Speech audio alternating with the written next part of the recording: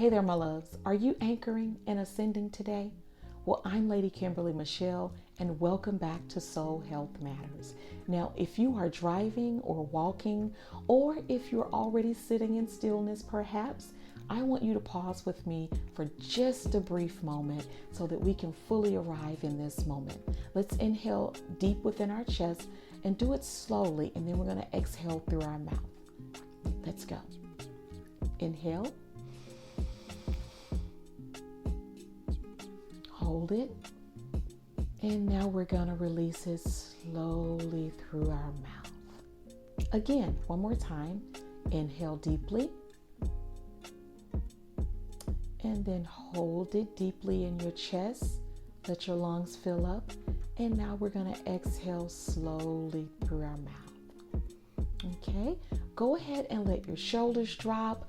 Wiggle your fingers a little bit. Shake your toes out. Go ahead and unclench your jaws and let your nervous system settle for just a moment. Now, today's conversation is about the power of restraint. It's about the discipline of silence and the maturity of knowing who deserves access to your struggles. So, we are picking up on guiding principle number 4. And this one is really going to challenge a lot of us. Okay, the title is Anchor Before You Announce. It's about learning how to discuss our problems only with the people who have the power to help us. Okay, it's about learning how to do this one thing called keeping our mouth closed in moments of frustration. I've learned that learning how to do this one thing can settle and probably eliminate a lot of arguments. I've also learned that sometimes disagreements began because I chose to invite someone into a very personal battle and they offered their opinions, which may have been misaligned. And in most cases, it comes from a decent place in them, but I may not necessarily agree. I may not be hearing the exact same thing they're hearing from God on the matter. Truth be told, I only needed a vent session. And instead, I got misaligned opinions, and possibly, depending on how severe the comments may have gone, I might leave there with a bruised friendship. So the difficult lesson to learn, it's really that not everyone qualifies for a front row seat to your problems. I know that's a hard one. It's a tough one. I've been dealing with it, but I've been growing through it as well. One of the strongest signs of emotional growth is learning when to keep our mouths closed. Not because you don't have problems, not because you are suppressing your emotion, but it's because you refuse to scatter your energy. Energy is expensive these days, right? We all have moments where something frustrates us or triggers us, when things feel unfair, when we've been slighted, when someone has withheld something that rightfully belongs to us. But what do we instinctively do in those moments? We reach for the phone. But I've learned something about even myself. When I reach for that phone too quickly, I'm usually not breathing. I'm anxious, I'm activated, I'm dysregulated, and in that moment, I'm not looking for strategy. I'm looking for relief. But relief without resolution, it simply becomes rehearsal.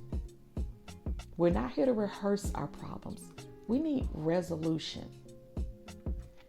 And this is where we really have to become honest with ourselves. Sometimes we're not seeking help. So before we pick up the phone, we might want to start asking ourselves, are you ready for help? Most times we're seeking validation. And validation without direction, that just keeps us stuck in the moment.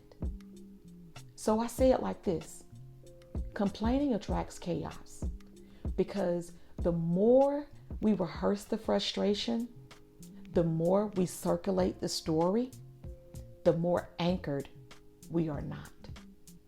And the goal is to become anchored. That's information. It's not shame, but it's just good information for us to have and be more self-aware of how we are confronting our challenges on a day-to-day basis.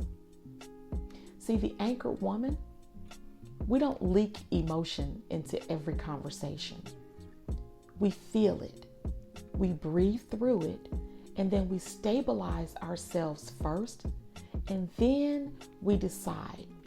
We ask ourselves the question, is this mine to give to God? Or is this mine to bring to someone else with influence, perspective, and power? Because if the person you're venting to has zero capacity, zero wisdom, and zero insight, no authority on the matter to influence the outcome, then that is not counsel. It's simply complaining. And complaining, it attracts chaos. We could use that energy of complaining to come up with a solution. So here's the shift.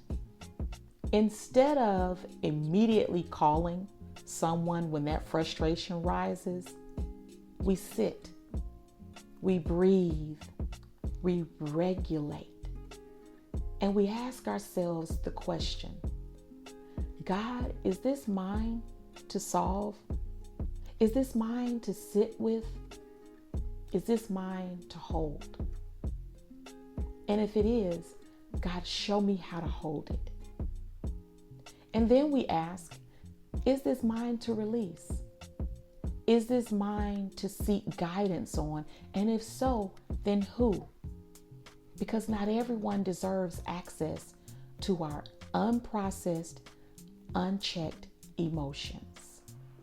Some people love you, but can't lead you. Some people support you, but they can't solve your problems.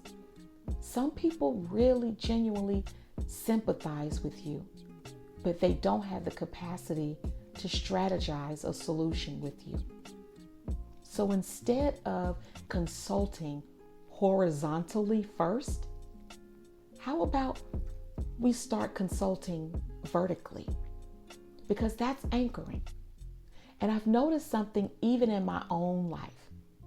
The more I practice breathing in these moments of frustration, the more internal resolve I begin to feel. And many times I don't pick up the phone. The urge to vent decreases and the clarity increases, and I show up calmer to the conversation. I show up more measured, more powerful, and this practice makes me a better friend. It makes me a better business partner and a better leader, because I'm not recruiting an audience for every inconvenience. I'm anchoring my soul first. Your growth can actually be measured by how often you need to vent. I'm gonna let that sit with you for a second. Because as emotional intelligence increases, the need to vent, that decreases. Calm people, we don't outsource our regulation. We internalize it, we spiritualize it, and then we strategize it. So let's anchor in this moment today. Here's today's anchoring quote. Before I announce the problem, I will anchor my soul. One more time, repeat after me. Before I announce the problem, I will anchor my soul. Now let's breathe that in and let it sink. Hold it deeply. And now we're going to slowly exhale. One more time. Inhale deeply. And now exhale slowly. Remember, you do not have to react immediately. You don't have to dial so quickly. You don't have to send a text message or an emoji. You don't have to narrate the problem to anyone in your circle. You can breathe, you can pray, and you can decide power conversations only. You'll feel better. You'll feel better about yourself, your health, and your overall life when you begin to put this in practice. Now, if this episode has resonated with you, if it blessed you, and you are becoming the kind of person who values internal stability over emotional response, I invite you to go deeper with me, whether it's through the Restored Soul Devotional or if you join us in the Restored Community Conversations. See, this is the work: identity restoration, emotional regulation, and spiritual anchoring. Because healed women, we build stable lives, and stable women, we change generations. Hey, I invite you to subscribe and stay connected with me, because this space is for anchored souls, not perfect ones. You can follow the podcast. You can shoot me a few stars just to rate the show, and share this episode with someone else who might be navigating a quiet rebuilding season. And if you're ready to join me inside the Restored community, go ahead and follow. I'll put the link inside the show description. The Restored community is a place where we don't rush restoration. We let it rise. So let's take one more deep closing breath. And then we're going to exhale slowly. Before you announce it, anchor it. Before you vent, breathe. Before you call, pray. Breathe, choose, and anchor. I'll see you next time.